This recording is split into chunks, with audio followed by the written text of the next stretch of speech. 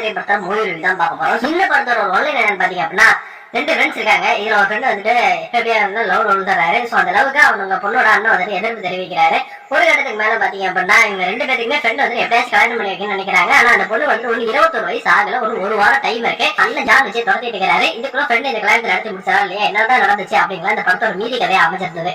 இந்த படத்துல என்ன நடந்துச்சு நல்லா நேரங்களை பாத்துருவோம். ஃபர்ஸ்ட் படத்தோட சினிமாட்டோகிராஃபி வைஸ் கொடுத்த பட்ஜெட்டை வந்து ரொம்ப அழகாவே எடுத்திருந்தாங்க. அந்த கடலை காட்டினது, அந்த கப்பலை, இவங்க வந்துட்டு பாத்தீங்க அப்படின்னா அந்த ஊரா வந்துட்டு ஒவ்வொரு இடத்துக்கு வந்துட்டு மறைஞ்சு இருக்கிறதுக்காக போற விஷயங்கள்லாம் வந்துட்டு ரொம்ப அழகாவே வந்துட்டு காட்டியிருந்தாங்கன்னு சொல்லலாம்.